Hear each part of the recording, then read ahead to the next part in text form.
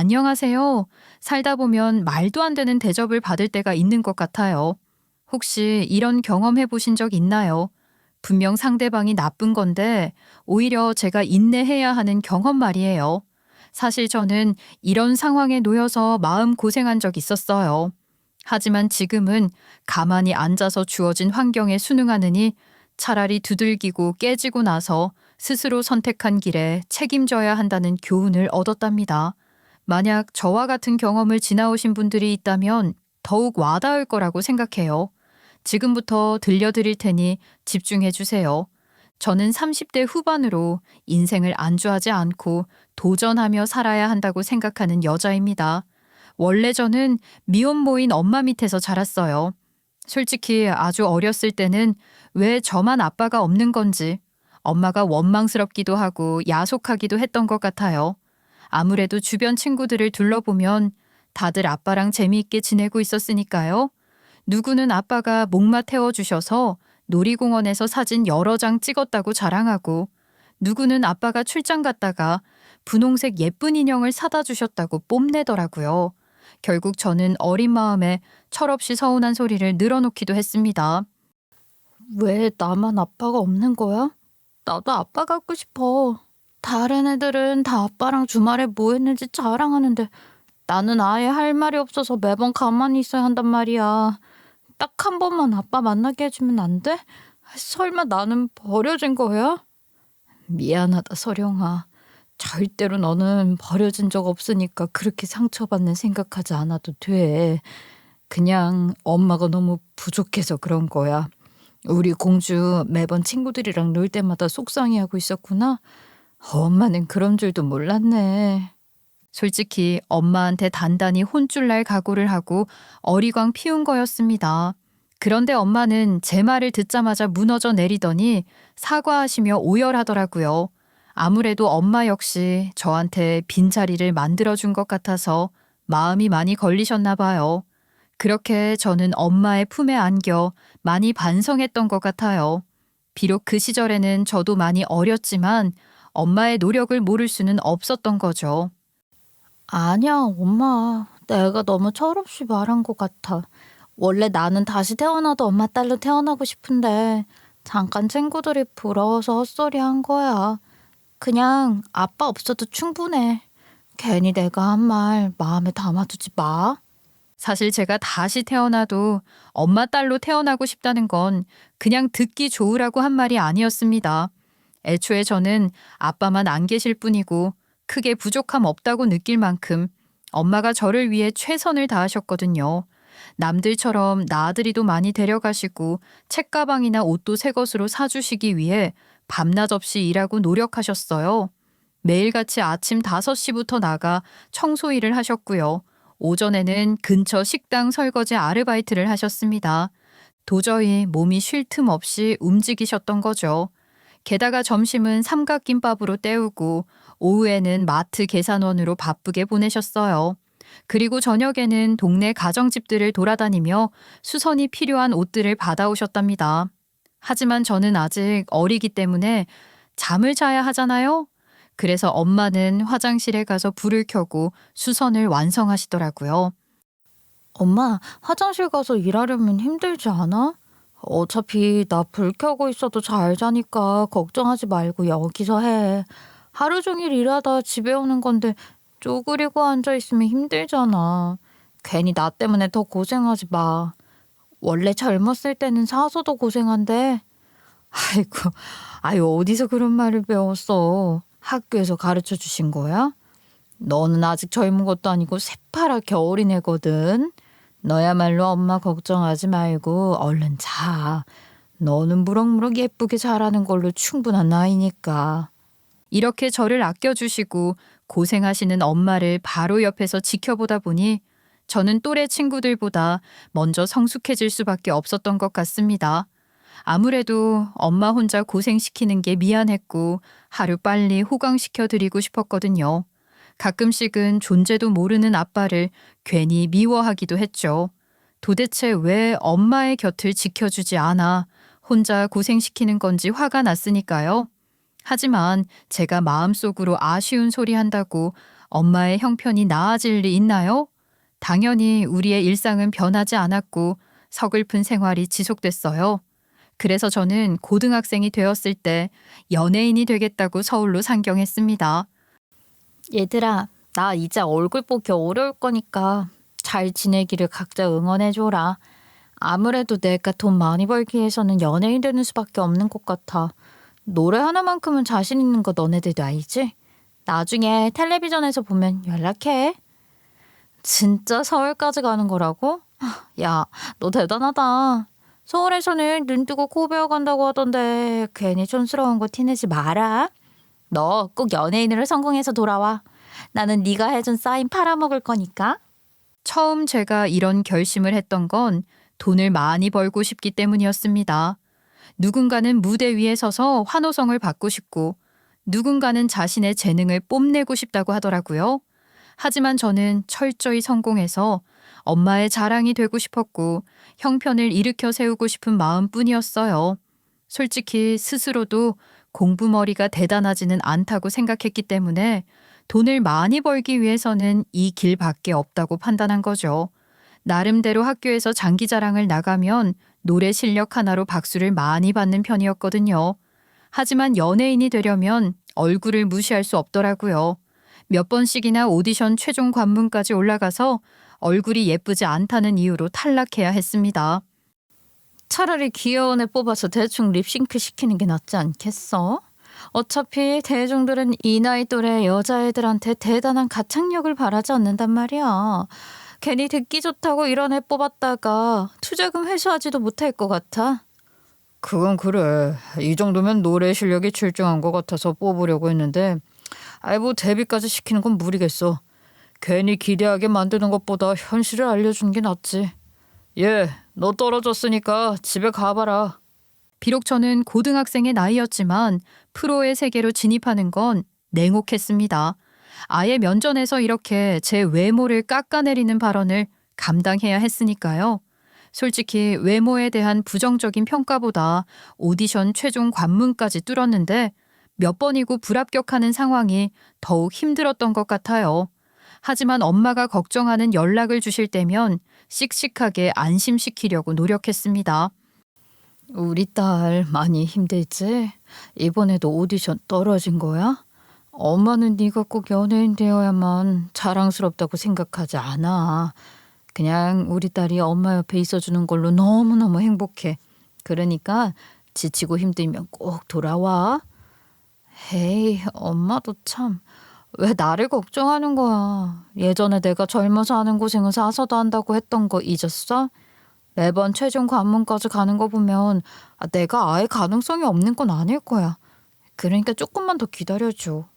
절대로 상처받거나 실망한 기색 없이 엄마 앞에서 당당한 목소리를 내기 위해 허벅지를 꼬집었습니다. 만약 울먹이는 목소리가 새어나가면 엄마가 걱정하실 게 분명했으니까요. 결국 저는 그 후로도 몇 번의 오디션을 더 지원한 끝에 한 기획사의 연습생으로 들어가기도 했어요. 분명 노래 하나만큼은 자신 있으니까 다인조 걸그룹으로 데뷔할 수 있을 거라 믿었죠. 특히 신인개발팀 팀장님도 저를 가리키면서 다른 연습생들에게 많이 배우라고 하셨거든요. 얘들아, 내가 너네한테 기깔난 발라드 가수처럼 부르라고 요구하는 거 아니잖아. 적어도 너네 파트만큼은 소화해낼 수 있어야 할 거 아니야. 서령이 보면서 뭐 느끼는 거 없어? 단 한 소절을 불러도 감동을 줘야지. 그렇게 저는 기획사에서 신뢰하는 보컬이었기 때문에 다른 연습생들을 지도하기도 했습니다. 조금만 더 기다리면 저에게 데뷔의 기회가 찾아올 거라고 생각했어요. 하지만 시간이 흘러 데뷔하게 되는 건 제가 아니더라고요. 오히려 신인개발팀 팀장님이 지적하고 나무라셨던 친구들이 죄다 데뷔조에 포함됐습니다. 서령아, 네가 뭐 부족해서 데뷔조에 빠진 건 아니야. 나도 너 같은 인자야말로 데뷔하는 게 맞다고 생각해. 근데 그룹에는 컨셉이라는 게 있는 법이잖니. 이번에는 너랑 어울리지 않을 것 같더라고. 그다지 와닿지 않는 변명일 뿐이라고 생각했습니다. 하지만 제가 무슨 말을 할 수 있겠어요? 그저 선택받아야만 하는 연습생이 화를 낼 수는 없는 노릇이잖아요. 그렇게 저는 기약 없는 데뷔를 기다리며 어떻게든 절망하지 않기 위해 노력했습니다. 하지만 한 살 한 살 먹다 보니 데뷔 시기를 놓치고 말았어요. 원래 아이돌 데뷔를 꿈꾸려면 20대 중반이 넘어가서는 안 되니까요. 결국 저는 터덜터덜 고향으로 돌아오게 됐습니다. 솔직히 엄마 얼굴 보기 얼마나 부끄러웠는지 모르겠어요. 원래 엄마 호강시켜주겠다고 호언장담하며 상경했던 거니까요. 하지만 엄마는 오히려 저를 위로하시면서 달래주시더라고요. 아이고, 우리 딸. 아는 사람 하나 없는 곳에서 얼마나 고생이 많았을까? 그동안 살도 많이 빠지고 외로웠을 텐데 싫은 소리 한 번 안 하고 아휴, 이 정도 노력했으면 충분해. 원래 도전은 꼭 성공해야만 의미 있는 게 아니거든. 엄마한테 자랑스러운 딸이 되고 싶었는데 진짜 미안해. 기껏 멀리 떠났으면서 제대로 이룬 것도 없이 돌아오게 될 줄은 몰랐어. 그렇다고 엄마한테 효도하는 거 포기하지 않을 거니까 조금만 더 기다려줘. 그렇게 저는 데뷔를 준비해왔던 모든 시간이 죄다 물거품이 되어버렸습니다. 심지어 대학도 가지 않았기 때문에 앞으로 어떻게 해야 할지 막막하더라고요. 그런데 하늘이 무너져도 솟아날 구멍은 있다고 하잖아요. 다행스럽게도 저를 기억해 주셨던 이전 기획사 관계자분이 저를 보컬 트레이너로 불러주셨어요. 덕분에 집에서 한량으로 보내지 않고 일자리를 구할 수 있었죠. 비록 큰 돈은 아니지만 성실하게 모아 엄마에게 좋은 모습 보여드리고 싶다는 마음이 컸던 것 같아요. 그렇게 저는 보컬 트레이너로서 데뷔하고 싶어하는 어린 친구들을 양성하며 의미 있게 하루하루를 채워가고 있었습니다. 그런데 연애하고 있던 남자친구와의 사이에서 아이가 생겼어요. 한참 사랑에 빠져 있을 시기이기는 했지만 아직 결혼을 의논해 본 적 없었기에 너무나 당황스럽더라고요. 왜냐하면 남자친구는 대학을 졸업하고 나서 직장을 계속 전전하며 아직 정착하지 않은 상태였거든요. 아니, 서령아, 조금 갑작스럽기는 하다. 아, 이걸 어떡하면 좋지? 조금만 더 늦게 찾아와 줬다면 좀 더 기쁘게 반겨줄 수 있었을 텐데. 당연히 너랑 내 사이의 아이니까 예쁘겠지만 타이밍이 조금 난처하다. 어쩌면 당연하게 남자친구 역시 제 뱃속에 축복이 찾아왔다는 것을 알고 많이 곤란해하더라고요. 하지만 저는 여러분들이 무모했다고 손가락질할지도 모르지만 그냥 흘려보낼 생각 없었습니다. 만약 남자친구가 책임지지 못하겠다며 떠나버린다고 한데도 마찬가지였을 거예요. 왜냐하면 우리 엄마도 미혼모로서 저를 키워주셨잖아요. 이미 저한테 생명이 찾아와 줬다고 하는데 세상에 태어날 기회를 빼앗아버리고 싶지 않더라고요. 이상하게 벌써 저의 미님이 같이 느껴지고 행복하게 만들어주고 싶었던 거죠. 물론 엄마는 저의 임신 소식을 듣고 처음에 뜯어 말리셨습니다. 아니, 너 혼자 뭘 할 수 있을 거라는 거야. 네 남자친구는 뭐라고 했는데. 임신하고 육아는 미리 마음의 준비 단단히 안 돼도 힘들어. 이렇게 갑작스럽게 너 혼자 감당할 수 있는 게 아니란 말이야. 엄마, 그래도 나 이 아이 그냥 보내고 싶지 않아. 이미 내 품 안에 왔는데 어떻게 내칠 수가 있겠어. 물론 나도 자신감 있다는 말은 차마 못하겠지만 엄마가 줬던 사랑을 나도 이 아이한테 주고 싶다는 생각뿐이야. 이렇게 제가 엄마의 사랑을 뱃속 아이에게 주고 싶다고 호소를 하니 엄마도 더 이상 말리지 못하셨습니다. 그런데 이런 제 모습을 보고 남자친구 역시 뭔가 느낀 게 많았나 봐요. 서령아, 네가 나보다 나은 것 같아. 마냥 어린애도 아니면서 왜 책임지는 게 두렵다고 생각했는지 모르겠어. 아무리 어렵더라도 우리 함께하면 이겨나갈 수 있을 거야. 내가 책임질 테니까 우리 결혼하자. 진짜 고마워. 당연히 우리가 부모로서 처음 살아가게 되는 거니까 부족할 거라고 생각해. 그래도 서로 다그치지 말고 기다려주면서 아이 잘 키워보자. 남들도 다 하는데 우리라고 못할 건 없잖아. 어쩌면 당연한 선택이라고 생각할 수도 있지만 이런 남자만 있다면 세상에 미혼모가 왜 있겠어요? 애초에 저는 우리 아빠 얼굴도 모르는 사람이었습니다. 그래서 저는 남자친구의 용기 있는 결정이 너무 고맙게 느껴지더라고요. 비록 그 당시에 안정적인 직장을 갖고 있지는 않았지만 제 옆자리를 지켜준다는 것만으로도 엄청나게 힘이 됐거든요. 그렇게 저는 결혼을 약속했으니 시댁으로 인사를 드리러 가게 됐어요. 솔직히 혼전 임신이라는 게 어디 가서 자랑할 만한 일은 아니잖아요. 그래서 시부모님이 어떻게 받아들이실지 많이 걱정이 되더라고요. 게다가 남자친구는 아직 안정적인 상황이 아니었으니까요. 하지만 제 예상과는 다르게 시아버지가 반겨주셨습니다. 둘이 같이 가진 아이니까 책임도 나눠 가는 게 맞지. 만약 우리 아들이 외면했으면 내가 먼저 가만두지 않았을 거라고. 다행히 자식 하나는 잘 키워서 현명한 결정을 내린 것 같아서 마음이 놓인다. 이미 손주까지 생긴 마당에 그저 허락이고 뭐고 할 필요도 없지. 시아버지는 일부러 저의 긴장을 풀어주시기 위해 농담을 섞어가며 분위기를 부드럽게 만들어주셨습니다. 워낙 걱정하면서 찾아갔던 터라 감동까지 받았던 것 같아요. 하지만 시어머니는 표정이 바로 굳어지며 노발대발 하시더라고요. 당신은 지금 그걸 말이라고 해? 이 결혼을 어떻게 허락하라는 거냐고. 그동안 내가 뭘 잘못하면서 살아왔길래 이런 일이 벌어진 건지. 아우, 대학도 안 나온 데다가 딴따라조차 실패한 애가 우리 아들 발목 잡게 생겼네.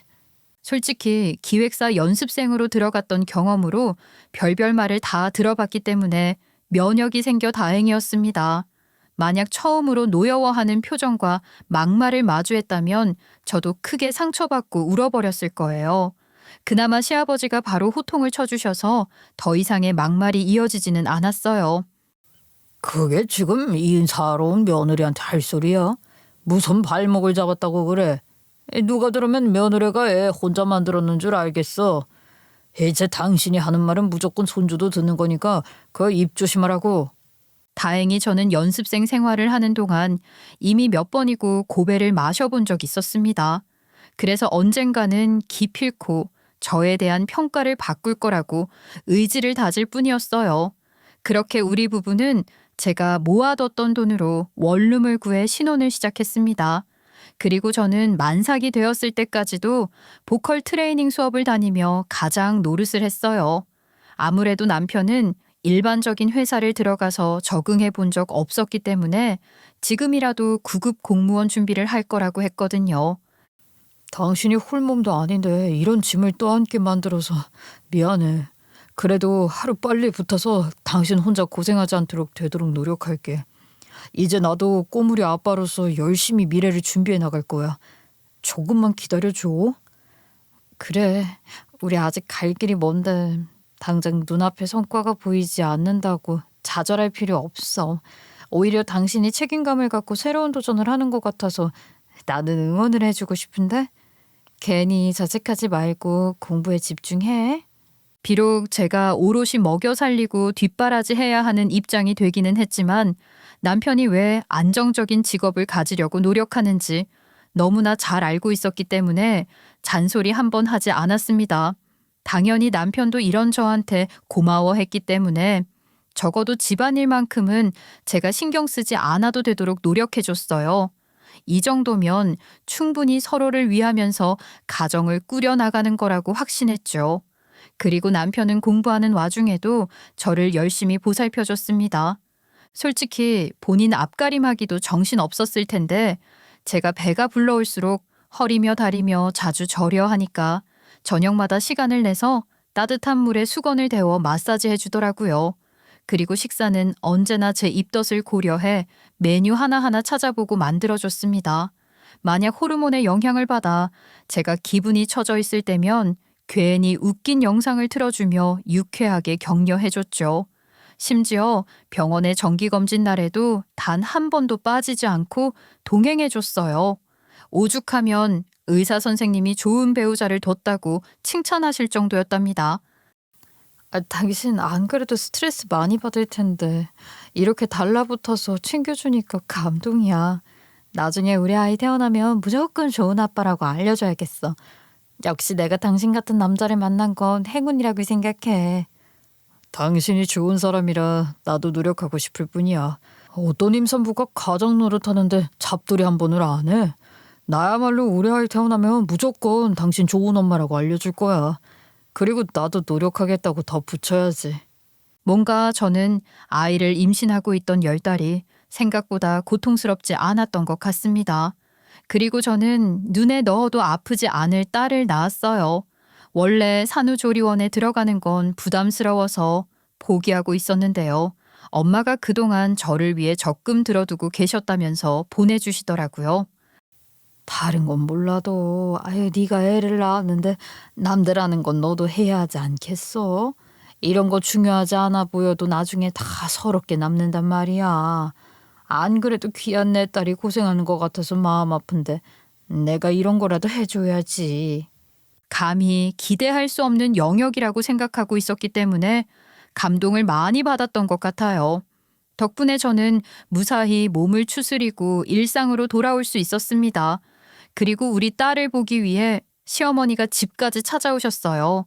그런데 아무리 제가 몸을 추스리고 돌아왔어도 아이를 낳은 몸이잖아요. 게다가 집안일은 남편이 어느 정도 담당하고 있었기 때문에 시어머니에게 드릴 마실 것도 남편이 준비했단 말이에요. 그런데 시어머니는 거의 못 볼 꼴을 본 것처럼 경악하시더라고요. 그러더니 거의 땅을 치면서 마음 아파하셨습니다. 지금 내 앞에서 우리 아들 부엌으로 들여보낸 거냐? 아, 너는 벌이가 잘난 것도 아닌 주제 남편 부려먹으면서 살고 싶어? 아, 뭐 공주 대접 받을 만큼 예쁜 것도 아니면서 왜 우리 아들한테 잡일을 시키냐? 얼마나 제가 황당한 심정이었을지 상상이 가시나요? 아니, 제가 가장 노릇하고 있으면 남편이 충분히 집안일에 힘써도 되는 거잖아요. 게다가 저는 아이 낳은 지 얼마 안 된 임산부인데 단순히 시어머니 억장 무너지지 말라고 물 떠와야 한다는 게 말이 돼요? 솔직히 시어머니가 저를 못마땅하게 생각하신다는 건 이미 너무나 잘 알고 있었습니다. 하지만 말 같지도 않은 걸로 트집 잡고 우는 소리를 내니 어이가 없더라고요. 도저히 어른같이 느껴지지도 않고 한심하다는 생각뿐이었어요. 분명 저 하나 기죽이겠다고 억지 부리는 게 틀림없었으니까요. 어머니, 지금 저 맞벌이 다니고 구급 공무원 준비하느라 아무 역할도 못하고 있어요. 이런 거라도 안 하면 그냥 식충이라고요. 괜히 우리 마누라 마음 상하게 하지 말아주세요. 지금 우리 딸도 다 듣고 있는데 미움받을까 봐 겁나네요. 그나마 남편이 제 편을 들어주면서 얼어붙은 분위기를 무마시켜줘서 다행이었습니다. 어차피 저랑 살아갈 사람은 남편이니 굳이 마음 상하지 말자고 다짐했죠. 그렇게 시간이 흘러 남편은 마침내 9급 공무원 시험에 합격했어요. 비록 단번에 합격한 건 아니었지만 원하던 목표를 이룬 거니 충분히 축하할 일이라고 생각했던 것 같아요. 물론 시어머니는 이 와중에도 남편을 축하하기보다 본인 아들의 급이 달라졌다는 식이더라고요. 네네, 이럴 줄 알았지. 우리 아들이 조금만 기다려주면 충분히 훨훨 날아갈 수 있는 인재였다고. 이렇게 급이 달라질 줄 알았으면 진작 며느리가 데려가 버리기 전에 선자리를 내보내서야 하는 건데. 솔직히 저 들으라고 이 악물고 하시는 말씀이라는 것을 다 알고 있었지만 별로 타격받지 않았습니다. 이러나 저러나 이미 제 남편인 걸 어쩌겠어요. 심지어 우리 둘 사이에는 세상에서 제일 예쁜 공주님도 있잖아요. 그리고 남편 역시 그동안 마음 졸이다가 얻어낸 결과라 기쁘고 뿌듯해 보였습니다. 당장 당신이 일자리를 구한 것보다 노력한 만큼 보상을 받게 된 거라 축하해주고 싶어. 겉으로는 의연하게 굴었어도 얼마나 혼자 마음고생 많았겠냐고. 이제는 당신도 긴장 풀고 여유를 가지면서 지냈으면 좋겠어. 저 역시 한시름 놓을 수 있을 것 같다고 생각해서 기뻤습니다. 그런데 남편은 이런 저의 기대를 단번에 배신해버리고 말았어요. 본인도 이제 벌이가 생겼다는 이유로 집안일에 소홀하기 시작한 거예요. 차라리 남편이랑 제가 바톤 터치하듯이 가장의 역할이 뒤바뀐 거라면 이해라도 하겠어요. 하지만 저는 여전히 보컬 트레이너로서 활발히 활동 중이었단 말이에요.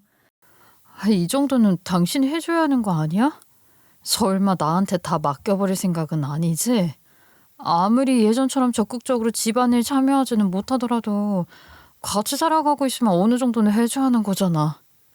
당신 내가 공무원인 거 잊은 건 아니지? 바깥에서 얼마나 바쁜데 집에서까지 이걸 도우란 말이야. 안 그래도 민원 처리하느라 골치 아파 죽겠는데 당신까지 귀찮게 하지 마. 적어도 집에서는 쉴 수 있어야지. 진짜 누가 들으면 이 집에서 본인 혼자 일하는 줄 알겠더라고요. 그런데 남편의 객기는 여기서 끝나지 않았습니다. 우리 부부 사이에는 딸이 하나 있었잖아요. 만약 집안일이 귀찮고 불편한 거면 딸이라도 본인이 챙겨줘야 하는 게 맞지 않겠어요? 하지만 남편은 딸이 울어도 달래주지 않고 방치했습니다. 그리고 집안일까지 다 제 몫이라는 듯 굴더라고요. 당연히 저는 짜증이 나서 참을 수 없었어요. 아무래도 제 입장에서는 보컬 트레이너로 일도 나가야 하고 딸도 챙겨야 하고 집안일까지 마무리해야 하는 상황이었으니까요. 당신 지금 내가 많이 봐주고 있다는 거 알고 있지? 그동안 마음고생하다가 이뤄낸 결과라 들뜬 건 알겠는데 집에서도 각자 책임이라는 게 있잖아. 이렇게까지 당신 몫에 소홀하면 나는 어떡하라고. 이 정도로 말하면 충분히 남편이 알아듣고 반성할 줄 알았습니다. 하지만 남편은 당당하고 뻔뻔하게 제 말을 받아치더라고요. 누가 들으면 내가 당신한테 빚지고 사는 줄 알겠네? 당신이야말로 나한테 고마워해야 하는 거 아니야? 만약 내가 책임감 없이 당신 버리고 떠났으면 지금쯤 미혼모였을 거잖아. 이 정도면 충분하지 뭘 더 바라? 이 말을 들은 제 심정이 얼마나 기가 찼겠어요. 그동안 구급 공무원 준비하면서 제 비위 맞추고 설설 길 때는 언제고 이제 와서 허튼 소리 하는 거잖아요. 설마 여태까지 이런 속내를 감추고 옆에 붙어 있었던 건가 싶어서 소름이 다 끼치더라고요. 솔직히 마음 같아서는 남편이랑 대판 싸우고 싶었습니다. 하지만 딸 앞에서는 언성을 높이고 싶지 않더라고요. 아무리 아직 어려서 제 말을 제대로 알아듣지 못한다고 해도 말투라는 게 있잖아요. 분명 우리 딸이 다 느끼고 있을 것 같다는 생각이 들었던 거예요. 아무래도 딸 앞에서 직접적으로 못난 모습을 보여준다는 건 기껏 남편이랑 결혼해 온전한 가정을 이룬 보람이 없는 거니까요. 애초에 저는 딸에게 정서적으로 안정적인 기반을 만들어주고 싶어서 남편과 결혼했거든요. 결국 저는 딸 앞이라 이를 악물고 한번 넘어가 줬는데요. 쉽게 일이 해결됐다고 생각한 건지 남편은 꼭 서열 정리를 한 것처럼 기고만장해졌습니다. 주말까지 친구들을 만나기 위해 놀러 다니더라고요. 결국 저는 주말에 엄마의 도움을 받아가면서 보컬 트레이닝 수업을 나가거나 집안일을 마무리했습니다. 기어이 엄마한테 이런 부탁을 하게 될 줄이야. 진짜 면목 없어 죽겠어. 무소식이 희소식이라고 그냥 잘 사는 모습만 보여주고 싶은데 이 인간이 공무원 되고 나서 많이 들떴나 봐. 도대체 언제쯤 다시 돌아올지 모르겠어. 그래도 한서방이 축 처져 있는 것보다는 낫지 않겠어? 평생 이러던 것도 아니고 너한테 잘해왔잖아. 원래 노는 것도 계속하면 질리기 마련이야. 얼마 안 가서 착실한 모습으로 돌아올 거니까 너무 걱정 마라. 처음에는 엄마에게 이런 부탁을 드렸다는 게 너무 죄송하고 마음이 불편했습니다. 하지만 엄마는 오히려 친정의 역할을 할 수 있어 기쁘다면서 우리 딸을 예쁘게 챙겨주시더라고요. 덕분에 저는 크게 걱정하지 않고 일상을 지낼 수 있었어요. 그러던 어느 날 남편이 또 다시 밤늦게 만취해서 귀가했습니다. 원래 회식하면 이 정도 상황은 충분히 맞닥뜨릴 수 있다고 생각해요. 하지만 문제는 남편의 셔츠에 립스틱이 묻어 있었다는 거예요. 게다가 넥타이도 느슨하고 단추도 몇 개 풀어져 있어 영 건실한 가장의 모습이 아니었죠. 차라리 저 혼자 있을 때 그러고 들어왔다면 덜 화가 났을 겁니다. 하지만 이 꼴을 엄마 앞에서 보여드리게 됐다고 생각하니 열불나더라고요. 당연히 저는 더 이상 참지 못해 남편을 내쫓아 버렸습니다. 아이고 인간아. 도대체 언제쯤 정신 차릴래? 당신보다 대단한 거 합격한 사람들도 이 지경까지 정신 놓고 살지는 않을 거다. 이러면서 무슨 맨날 책임감을 운운하는 거야? 어디 한번 나가서 찬 공기 마시고 정신 좀 차려봐. 저는 아예 방충망까지 잠궈버려서 남편이 집 안으로 들어오지 못하게 만들었습니다. 아니, 나 어디서 자라고. 제발 집 안에만 들여보내줘. 다시는 이러지 않을게. 약속하면 되잖아. 그냥 친한 동료들하고 어울려서 놀았을 뿐이라고. 이런 것도 다 사회생활이라는 거 알잖아. 제발 화 풀어봐. 남편은 처음에 몇 번 문 좀 열어달라고 호소하더니 시댁으로 가버린 것 같았습니다. 차라리 시아버지한테 된통 혼나고 돌아오기를 바랐어요. 하지만 제 바람과 달리 시어머니가 노발대발해서 아침에 쫓아오셨더라고요. 이제는 공무원까지 된 내 아들이 훨씬 아까운 거 전혀 하나 생각해서 봐주고 있었던 건데 어디까지 기어오르는 거냐? 네가 뭐 돈을 억대로 잘 버는 것도 아니고 인물이 기깔나게 예쁜 것도 아닌 주제에 복이 겨운 줄 모르는구나. 너는 아무래도 네 엄마 닮아 미혼모로 사는 게 제격인가 보다. 너 당장 이혼해라. 아니, 저를 물러보는 것도 당연히 무례한 거지만 엄마 앞에서 이러는 게 말이 된다고 생각하시나요? 아무리 제가 마음에 들지 않고 화가 난다고 해도 사돈 앞에서는 조심스러워야 하는 거잖아요. 심지어 시어머니의 말은 우리 엄마까지 모욕하는 발언이었습니다. 솔직히 저는 뚜껑 열리는 것 같았고 피가 거꾸로 솟는 느낌이었어요. 아예 어른이고 뭐고 시어머니 머리채를 잡아 뜯고 싶었죠. 그런데 엄마는 시어머니한테 맞서서 격렬하게 분노를 토해내지 않으시더라고요. 지금 많이 흥분하신 것 같아서 다시 한번 묻고 싶네요, 안사돈. 그 발언 후회하지 않을 자신 있으세요? 만약 사과하실 의향이 있고 실수하신 거라면 마지막 기회입니다. 지금이라도 잘못을 인정하면 용서받을 수 있어요.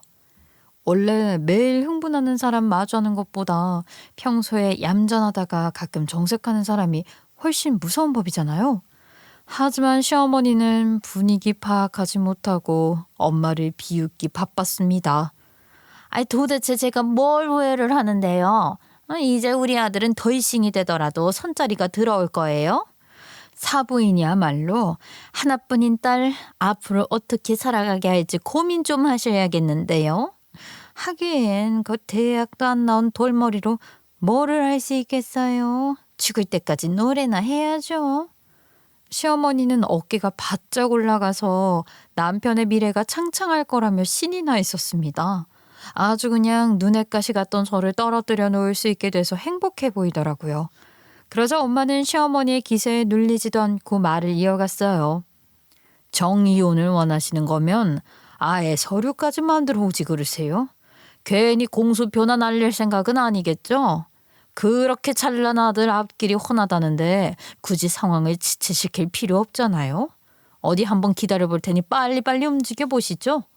사실 시어머니는 엄마가 제발 이혼만은 거두어 달라고 호소라도 하실 줄 알았나 봐요. 오히려 당당하게 나오니 자존심이 긁혀서 두고 보자며 나가시더라고요. 그렇게 집안에는 저랑 엄마, 딸만 남았습니다. 그런데 엄마는 진심으로 이혼을 권유하셨어요. 서령아, 그래도 내가 한서방이 얼마나 지극정성이었는지 알아서 정신을 차리기를 기다려주고 싶었다. 하지만 이건 아니야. 분명 한서방은 사돈댁에 있을 텐데 자기 엄마 말리지 않고 저렇게 날뛰도록 방치한다는 게 말이 돼? 이제는 갈라서는 게 맞다. 솔직히 저는 이혼이 코앞에 닥친 상황에서 자신 있지는 않았습니다. 아무래도 여자 혼자 애 키우는 게 여러모로 쉽지 않다는 것을 이제는 절절하게 체감하고 있었으니까요.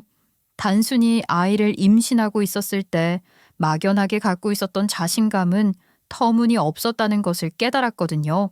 그런데 엄마는 이런 제 걱정을 달래주셨습니다. 어차피 엄마가 곁에 있는데 뭘 두려워하냐는 거였죠. 결국 저는 며칠이 지나서 시어머니가 가져오신 이혼 서류에 당당히 도장을 찍어드렸습니다. 그러고 나서 순조롭게 법원에 제출까지 마쳤는데요. 엄마가 벤츠에 운전기사까지 대동하고 저를 데리러 오셨어요. 당연히 법원 앞에서 저를 조롱이나 하려던 전 시어머니와 전 남편은 어안이 벙벙해 보였죠. 아니, 이게 무슨 상황이야? 너 일부러 우리 아들 마음 돌리려고 뭐 어디서 연기자라도 데려온 거 아니냐? 갑자기 네가 무슨 벤츠를 타고 집에 가? 설마 이러려고 후회할 거라느니 어쩌느니 한 거야? 도대체 여러분도 어찌된 일인지 많이 의문스러우실 거예요. 사실 엄마는 저도 모르게 친아빠를 만나셨다고 했습니다. 원래 저 몰래 연락해 오셨던 건 절대로 아니고요. 몇 달 전에 친아빠가 먼저 접근했다고 하더군요.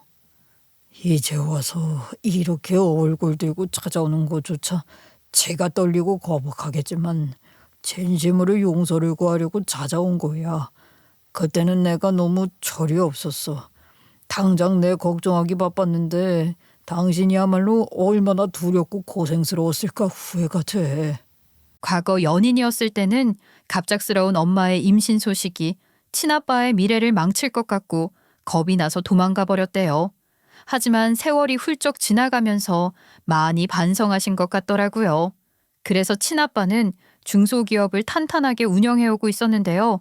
그동안 본인이 일군 재산의 절반을 엄마한테 증여하셨다고 했습니다. 게다가 친아빠는 나름 반성의 의미로 가정을 꾸리지 않고 일에 매달리며 살아왔다고 하더라고요. 원래 엄마는 처음에 재산을 넘기는 것으로 본인의 과오를 해결하려는 것 같아서 친아빠의 제안을 거절하려고 했대요. 하지만 저한테 나중에 상속해주기 위해 받아들였다고 하더군요. 이런다고 나한테 당신이 저지른 잘못이 사라지는 거라고 착각하지 마. 그냥 나는 우리 서령이를 위해 받는 것뿐이야. 당신은 나뿐만 아니라 서령이한테도 진심으로 용서를 구하면서 살아가야 돼. 당연하지. 절대로 쉽게 용서받을 수 있는 거라 생각하지 않았어. 그동안 당신 혼자 애 키우면서 고생시켰던 만큼 나도 남은 인생을 바쳐 반성할 거야. 지나간 시간을 그냥 돈으로 해결할 수 있다고 기대하지 않을게. 그런 걱정하지 않아도 돼. 이 전말을 모두 다 듣고 나서야 저는 왜 엄마가 본인만 믿고 이혼을 받아들이라고 하셨는지 깨닫게 됐습니다. 애초에 전 남편도 예전 같지 않은 데다가 전 시어머니까지 저를 무시해버렸잖아요. 그렇게 엄마 앞에서 예의 바르게 대하는 운전기사까지 마주하니 전 시어머니랑 전 남편은 무척 혼란스러워 보이더라고요. 그리고 엄마가 운전기사에게 데려다 달라고 요구하는 아파트 이름까지 듣고 나서 정확히 상황 파악하는 것 같았습니다. 그동안 저랑 우리 엄마를 제대로 무시했지만 이제는 본인들이 마냥 넘보기 어려운 상황이 된 거죠. 심지어 엄마가 정말 현명하셨던 게 뭐냐면 저 역시 친아빠 없이 살아온 세월이 길어 이 보상을 나누자며 저한테 증여해 주실 계획이 있었거든요. 하지만 전 남편과 갈라서기 전까지 증여해 주지 않으셨습니다. 절대로 전 시댁에서 재산 분할 운운하며 제 머리채 잡지 못하게끔 해주신 거죠. 그제야 전 남편은 정신 차렸다는 듯이 애걸복걸 하더라고요. 사람과 사람 사이가 무 자르듯이 끝낼 수 있는 게 아니잖아. 우리는 그냥 서류만 제출했을 뿐이야. 아직 제대로 이혼한 건 아니라고. 다시 한번 마음 잘 추스러 보자. 어차피 우리 사이에 애도 있잖아. 내가 왜? 니네 어머니 너무 무례해서 나는 절대로 니네 집안으로 고개도 돌리고 싶지 않아. 지난번에 니네 어머니가 우리 엄마 보고 무슨 말 했는지 몰라? 한번 직접 여쭤보지 그래? 아무리 그래도 내가 대학 안 나온 걸로 구박하시는 분이 그리 천박하게 말씀하실 줄 몰랐어. 아무리 전 남편이 아련하고 불쌍한 표정을 지어도 제 마음이 바뀌지는 않았습니다. 그냥 업신여기면서 단호하게 재결합 요구를 거절해줬죠. 애초에 무슨 생각으로 재결합하자는 건지 황당했어요. 얼마나 사람이 양심이라는 게 없으면 제가 설득 당할 거라고 생각하는 건지 우습더라고요. 그런데 제가 전 시어머니 때문에 재결합 생각도 하기 싫다고 했더니 전 남편은 바로 전 시어머니를 노려봤습니다. 도대체 왜 그러신 거예요? 이렇게 상황이 반전될 줄은 예상 못하신 건가요? 괜히 어머니 때문에 저만 낙동강 오리알 된 거잖아요. 조금만 더 버텼으면 저도 호화스럽게 누릴 수 있었을 텐데. 이게 다 뭐냐고요? 그동안 부티나 보이지는 않길래 꿈에도 몰랐어. 내가 너무너무 미안하다. 차마 네 앞길을 막아세우면 안 되는 건데 그냥 너를 위해서 떨궈낼 필요가 있다고 판단했을 뿐이야. 얘 네가 내 아들인데 절대로 너를 곤란하게 만들 생각은 아니었다. 전 시어머니는 면목 없다는 듯이 고개도 들지 못했습니다. 솔직히 아무리 잘나봤자 9급 공무원인데 왜 저렇게까지 전 남편을 치켜 세워주고 왕자님 모시듯이 하는 건지 이해가 안 되더라고요. 당장 본인 어머니한테 버릇없게 굴고 있는 거잖아요. 하지만 저 모자가 어떤 식으로 기괴하게 굴고 있든 저랑 상관없는 일이었어요. 그렇게 저는 운전기사가 문을 열어줘서 엄마랑 당당하게 뒤도 돌아보지 않은 채 자리를 떴습니다. 아무리 엄마가 꽤 부유한 재산을 증여받으셨다고 해도 왜 운전기사까지 데리고 다니게 됐는지 이건 좀 너무 사치스럽지 않나 의문 가질 분들도 계실 거예요. 그런데 이 벤츠랑 운전기사는 엄마가 직접 고용하신 게 아니었어요. 그저 저한테 이런 사정이 있다고 하니 친아빠가 보내주신 거라고 했거든요. 이렇게라도 서령이 기 세워주는데 도움을 줄 수 있다면 뭐라도 빌려줄게. 솔직히 내가 직접 나서서 그 잡것들 코를 눌러버리고 싶은데 서령이가 원치 않겠지. 쟁작 아빠 노릇 톡톡해왔으면 문제가 없었을 텐데. 사실 엄마는 친아빠와 재회했다는 사실 자체를 저한테 알릴지 말지 고민이 크셨다고 하더라고요. 아무래도 저는 친아빠와의 유대감이 따로 없잖아요. 안 그래도 애 낳아서 먹고 살기 바쁜데 괜히 싱숭생숭하게 만들까봐 걱정이 크셨다고 했습니다. 하지만 핏줄인 만큼 저한테 알려주고 스스로 결정하도록 해야겠다는 결정을 내리셨다고 하더라고요. 서령아, 괜히 내 신경 쓰지 말고 네 마음 가는 대로 결정하면 된다. 어떤 선택지를 고르든지 다 이유가 있을 거라고 생각해. 절대로 나를 서운하게 한다거나 난처하게 한다고 생각하지는 마라. 나는 네가 행복하면 충분하니까. 그렇게 저는 고민 끝에 친아빠와 만나게 됐습니다. 솔직히 결정을 내리고 난 이후에도 만나기로 한 당일까지 얼마나 마음이 계속 바뀌었는지 모르겠어요. 꼭 오디션 보러 다니던 시절처럼 긴장되더라고요. 그리고 저는 떨리는 마음으로 약속 장소에 갔는데요. 그동안 존재조차 모르고 살던 세월이 신기할 만큼 저는 친아빠와 닮은 사람이라는 걸 느낄 수 있었습니다.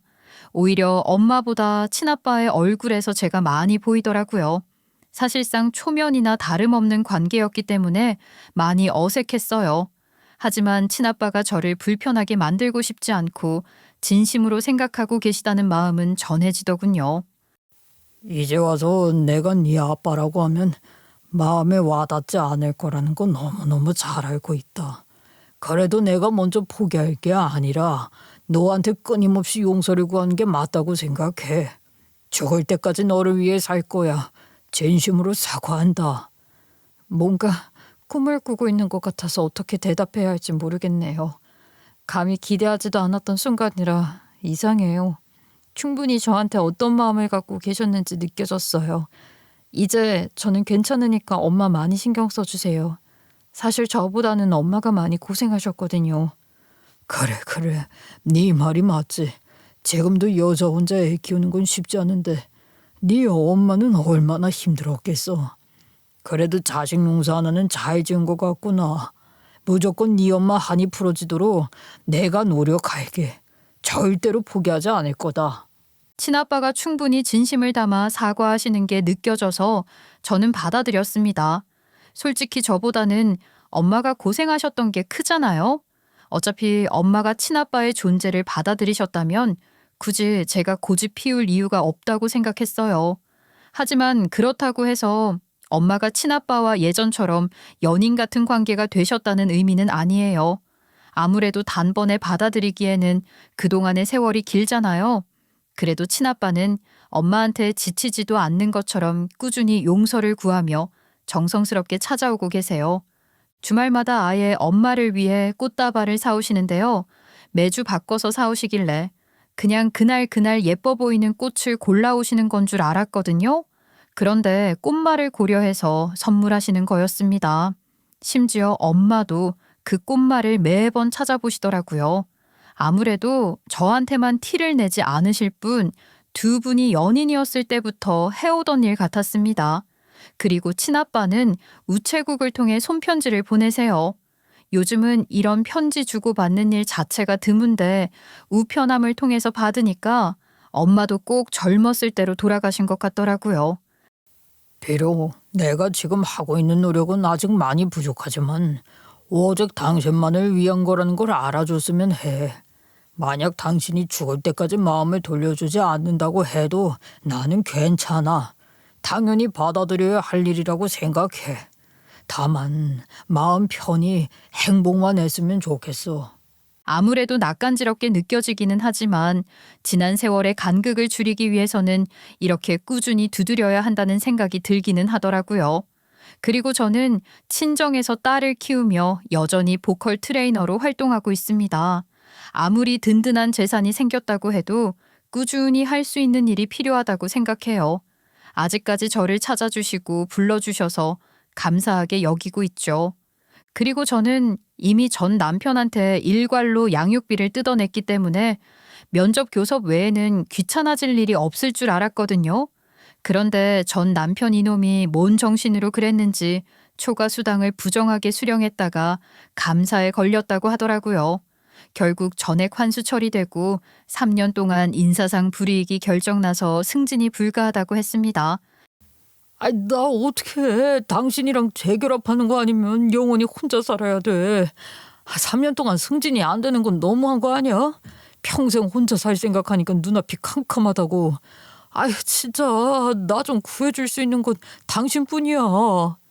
애초에 당신은 구급 공무원이었는데 어떻게 당신 어머니 말만 철석같이 믿고 진짜 선자리가 줄을 설 거라고 착각을 한 거야? 그러게 정신 똑바로 차리고 살았어야지. 아주 그냥 시험 하나 붙었다고 기고만장하게 살더니 샘통이다. 당연히 저는 전 남편의 재결합 요구를 다시 한번 거절해줬습니다.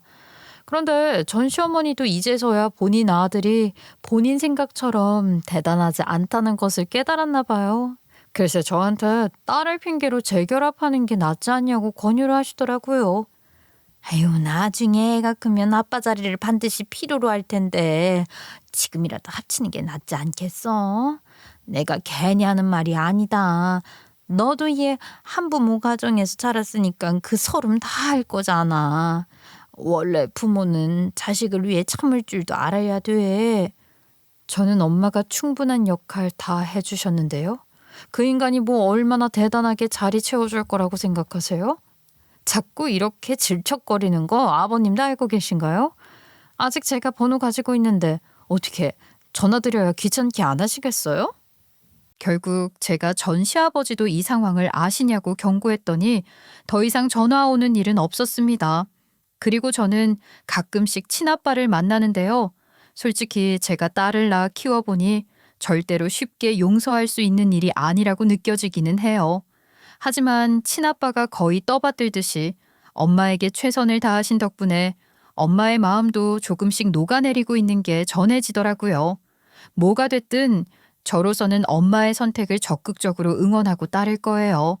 그동안 고생하신 만큼 이제는 엄마 뜻대로 행복할 차례니까요. 이제 저는 오늘 들려드린 사연을 끝으로 뒤는 돌아보지 않을 거예요. 앞으로 다가올 미래를 맞이하기에도 시간이 아까우니까요. 그러니 여러분도 지난 상처를 뒤로하고 환한 미래를 맞이하시기를 바랄게요. 지금까지 들어주셔서 감사합니다.